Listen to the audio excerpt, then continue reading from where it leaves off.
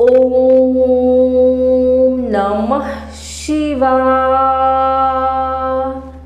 आइए सुनते हैं शिव महापुराण का दूसरा अध्याय।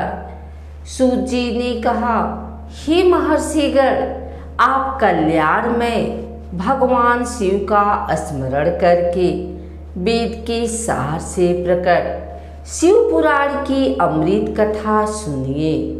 शिव पुराण में भक्ति, ज्ञान और वैराग्य का गान किया गया है। जब सृष्टि आरंभ हुई तो 6 कुलों के महर्षि आपस में वाद विवाद करने लगे कि अमुक वस्तु उत्कृष्ट है, अमुक नहीं।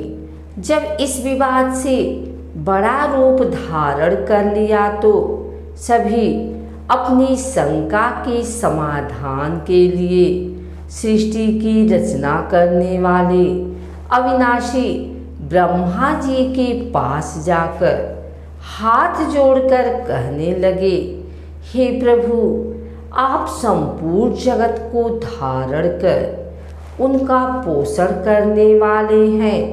प्रभु, हम जानना चाहते हैं कि संपूर्ण तत्वों से परे परात्पर पुराण पुरुष कौन है?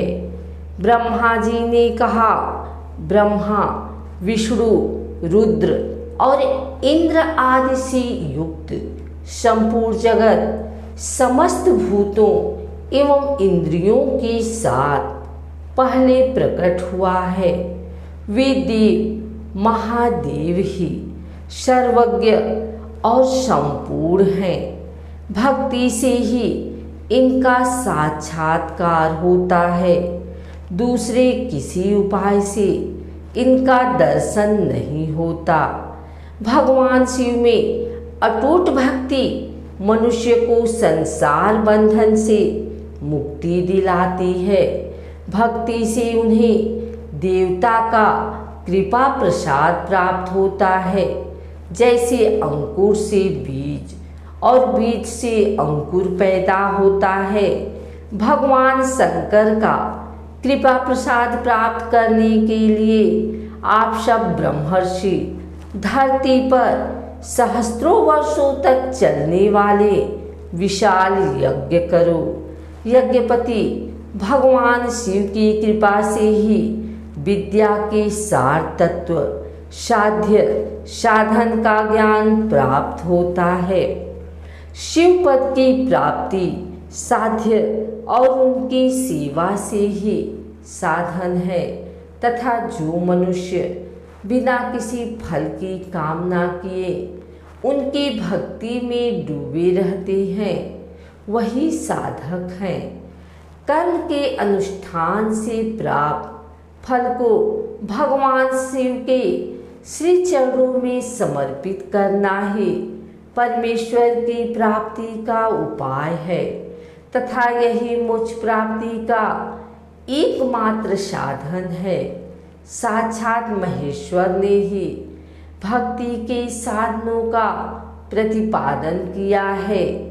कान से भगवान के नाम, गुण और लीलाओं का श्रवण, वाणी द्वारा उनका कीर्तन तथा मन में उनका मनन शिव पद की प्राप्ति के महान साधन है तथा इन साधनों से ही संपूर्ण मनोरथों की सिद्धि होती है।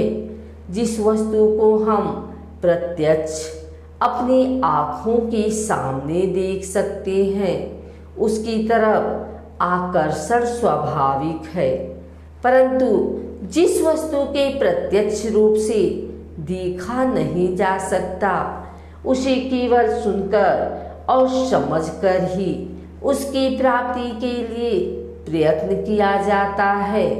अतः श्रवण पहला साधन है। श्रवण द्वारा ही गुरुमुख से तत्व को सुनकर श्रेष्ठ बुद्धि वाला विद्यमान अन्य साधन कीर्तन और मनन की शक्ति व सिद्धि प्राप्त करने का यत्न करता है। मनन के बाद इस साधन की साधना करते रहने से धीरे धीरे भगवान शिव का संयोग प्राप्त होता है और लौकिक आनंद की प्राप्ति होती है। भगवान शिव की पूजा, उनके नामों का जाप तथा उनके रूप गुण विलास के हृदय में निरंतर चिंतन को ही मनन कहा जाता है। महेश्वर के कृपा दृष्टि से उपलब्ध इस साधन को ही प्रमुख साधन कहा जाता है। सूत जी कहते हैं, हे मुनियों, इस साधन का महात्म्य बताते समय मैं एक प्राचीन वृत्तांत का वर्णन करूंगा, जिसे आप ध्यान पूर्वक सुनो।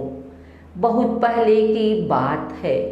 पराशर मुनि के पुत्र मेरे गुरु व्यासदेव जी सरस्वती नदी के तट पर तपस्या कर रहे थे। एक दिन सूर्य के समान तेजस्वी विमान से यात्रा करते हुए भगवान सनत कुमार वहां जा पहुँचे। मेरे गुरु ध्यान में मग्न थे। जागने पर अपने सामने सनत कुमार जी को देखकर वे बड़े तेजी से उठे और उनके चरणों का स्पर्श कर उन्हें अर्घ्य देकर योग्य आसन पर विराजमान किया। प्रसन्न होकर सनत कुमार जी गंभीर वाणी में बोले, मुनि, तुम सत्य का चिंतन करो। सत्य तत्व का चिंतन ही श्रेय प्राप्ति का मार्ग है। इसी से कल्याण का मार्ग प्रशस्त होता है। यही कल्याणकारी है। यह जब जीवन में आ जाता है तो सब सुंदर हो जाता है। सत्य का अर्थ है सदैव रहने वाला।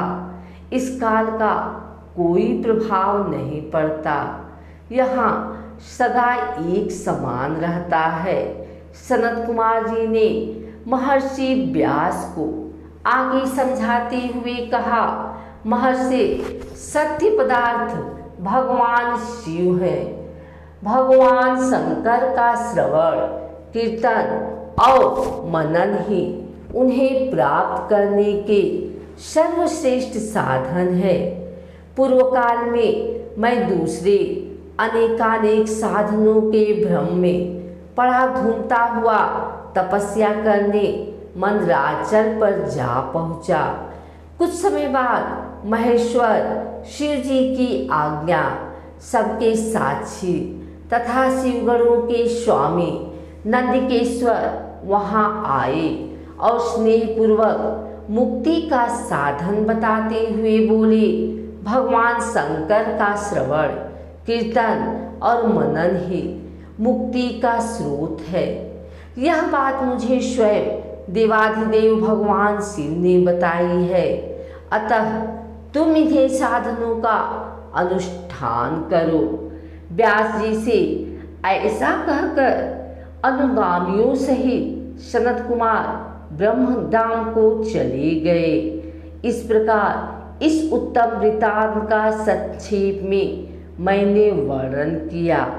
ऋषि बोले, सूत जी, आपने श्रवण, कीर्तन और मनन को मुक्ति का उपाय बताया है, किंतु जो मनुष्य इन तीनों साधनों में असमर्थ है, वह मनुष्य कैसे मुक्त हो सकता है? किस कर्म के द्वारा बिना यत्न के ही मोक्ष मिल सकता है?